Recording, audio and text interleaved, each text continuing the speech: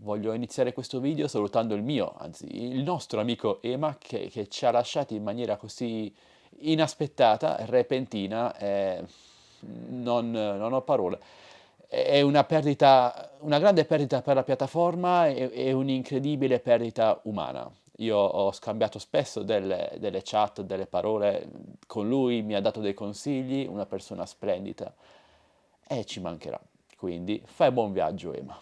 Ciao ragazzi e bentornati qui sul mio canale, io sono Michele ed oggi sono qui per mettervi in guardia su un grave problema che affligge i droni DJI, tutti, a partire dal primo DJI Mavic Mini fino all'ultimo DJI Mavic 3, in seguito all'ultimo aggiornamento della sua applicazione DJI Fly, che sta diventando sempre più problematica. Inizialmente doveva essere un'alternativa più pulita, maggiormente sfruttabile, sicura alla DJI Go 4, ma si sta rivelando invece il collo di bottiglia maggiore di questi droni, ed è un vero peccato. Vengo subito al dunque senza perdermi in troppe chiacchiere. Ieri, dopo aver aggiornato il drone, il radiocomando e la sua applicazione, quindi la DJI Fly, sono andato a volare in quel di Polignano e appena il drone si è alzato in volo, la schermata FPV sullo smartphone si è totalmente bloccata, frizzata, ed è stato un problema gravissimo perché mi ha impedito di poter visualizzare l'immagine FPV del drone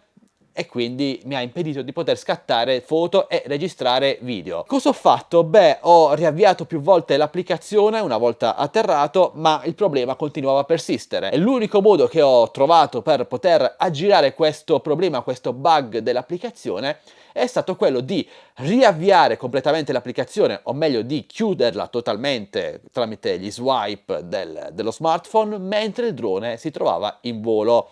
Ed è un'operazione abbastanza pericolosa. Una volta chiusa completamente l'applicazione e riavviata con il drone in volo, la schermata FPV è tornata funzionante, ma capite bene che questo è un problema molto grave, perché ok, è vero che per la legge dovremmo pilotare sempre col drone a vista, ma se l'immagine dovesse bloccarsi quando il drone è un po' lontano, potrebbero esserci dei pericoli, dei rischi, oltre a causare possibili danni a chi vuole scattare foto, registrare video, anche a fini professionali, magari con il DJI Mavic 3 o il DJI Air 2S. Tornato a casa e pensando di essere stato l'unico colpito da questo problema, magari a causa di un aggiornamento errato o corrotto, risolvibile magari semplicemente cancellando e reinstallando l'applicazione o reinstallando gli aggiornamenti del drone, ho chiesto sul mio gruppo Facebook Droni e Tecnologia Italia se qualcun altro avesse avuto questo problema e a sorpresa ho scoperto che in tanti stanno incappando in questo problema negli ultimi giorni. Quindi amici, se dovesse capitarvi che il vostro drone DJI perda completamente la schermata FPV o si blocchi in volo, non andate nel panico, riavviate l'applicazione quando il drone è ancora in volo e dovreste risolvere.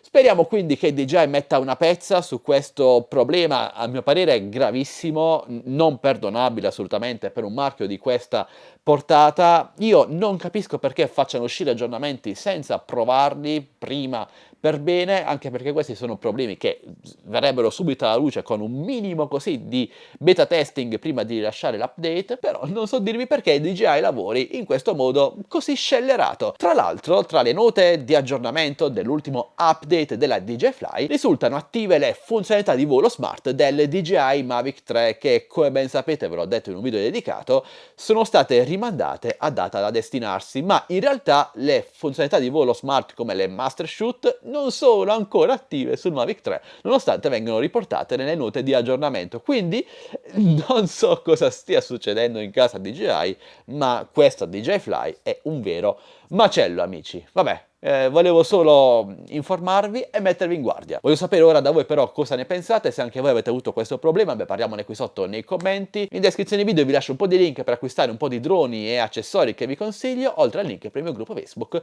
Droni e Tecnologia Italia e il mio canale Telegram ufficiale TechBestDeals, dove troverete le offerte sempre aggiornate sul mondo dei droni e tantissime altre cose, amici.